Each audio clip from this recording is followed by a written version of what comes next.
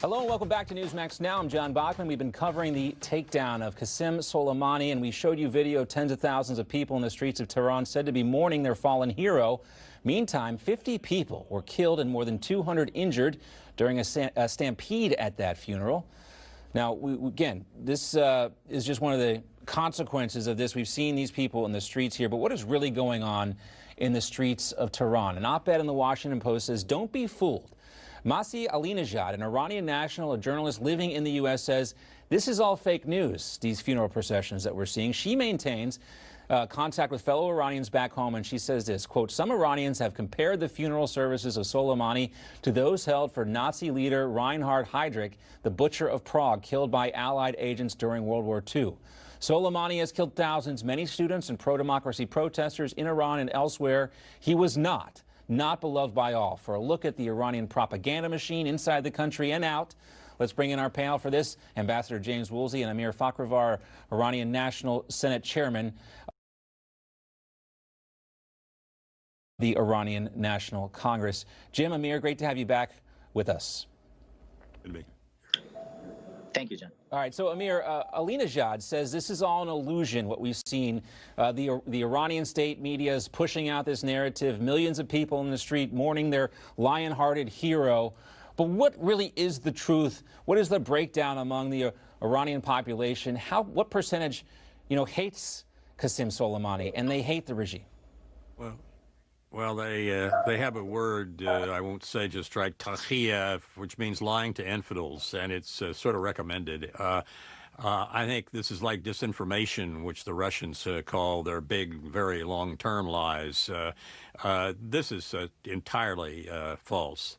One of the things is that it doesn't take into consideration the ideas of the Sunnis and عنوان and Kurds and others who are not happy with the Iranian side of things. And I think it's really come to also be a way in which they can deflect the need to explain anything. They just lie more and more and more. Amir, Ali Nejad also said this about these funeral processions. Without a doubt, Soleimani had support among hardliners and regime loyalists, but the regime is not taking any chances.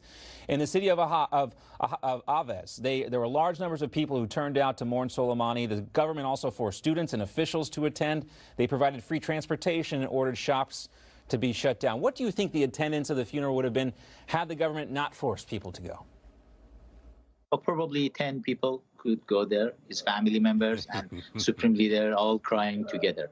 But James used the word taghiya. Let me use the word disinformation. It's disinformation and misinformation campaign, propaganda, Marxist propaganda campaign by the regime, which we have been experiencing for last 40 years in Iran. All the time, they with this campaign, regime has two goals, two major goals. I'm always saying the mullahs, Iranian mullahs, they are not smart to use these type of tactics. It's exactly Russian KGB's tactics. And as I mentioned in my book, Comrade Ayatollah, Iranian Supreme Leader himself, and many of Iranian mullahs who are in power in Iran right now, they have been graduated from Patrice Lumumba University, KGB's spy training school. And they are using tactics. And the other thing, too, guys, is, a few years ago in 2009, we saw probably more people in the streets of Iran protesting the regime there during the Green Revolution. You didn't see the media coverage the same way you see Soleimani's funeral covered. And it's pretty striking, Jim, to look at, the way so many in the big corporate media are just willing to take the handouts from the Iranian state media and present it as if it is fact.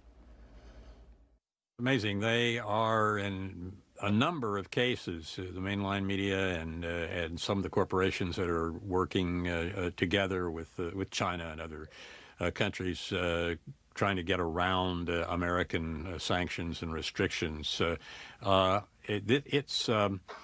It's really amazing how much in the pockets of the bad guys some of our corporations and some of our government officials are and also our allies too. I mean, we see our European allies. They are more concerned about their business interests in Iran than they are about perhaps what's doing the right thing.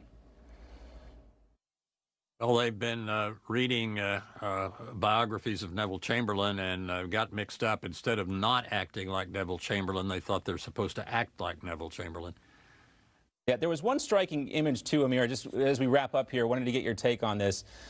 You saw the pictures out of the funeral. Maybe people didn't notice this, but an eagle-eye correspondent for The National, which is a news outlet from the UAE, she pointed out that what she calls one of the great ironies of Soleimani's funeral, his body was carried in a U.S.-made Chevrolet truck and guarded by Iraqi security equipped by U.S.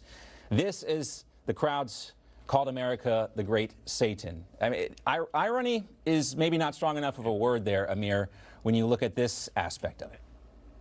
Oh, it will be, John, it will be a lot more interesting for you to know when Qasem Soleimani's daughter was speaking and calling her uncle several times. She said, "My uncle Hassan Nasrallah will take care of the revenge.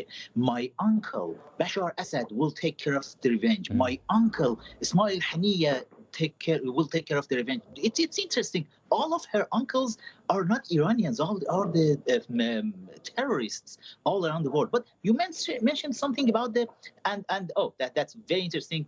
The same girl, Qasem Soleimani's daughter, is American citizen. Maybe you don't know that.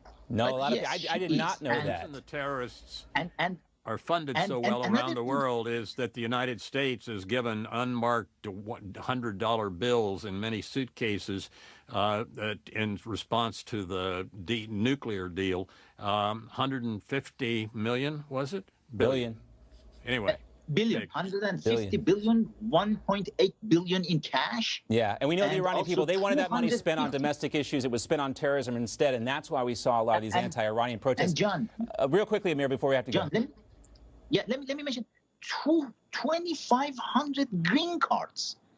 The Obama administration gave to Zarif. Iranian government said, use it for whoever you want to use. And just the last point about the media, Iranian regime could orchestrate, and Qasem Soleimani was in charge of that, to have some representative in every single medias in Western communities. Probably just the Fox News and Newsmax, you don't have any representative from them, but every single media, they have regime's representative as their journalists to just make sure these type of situation will have the type of cover regime likes. So that's why we have to keep an eagle eye out for some of this stuff and watch out for propaganda. And we encourage everybody to check out that op-ed in the Washington Post. Thank you both, Ambassador James Woolsey and Amir Fkhravar. Until next time, gentlemen. Thank you.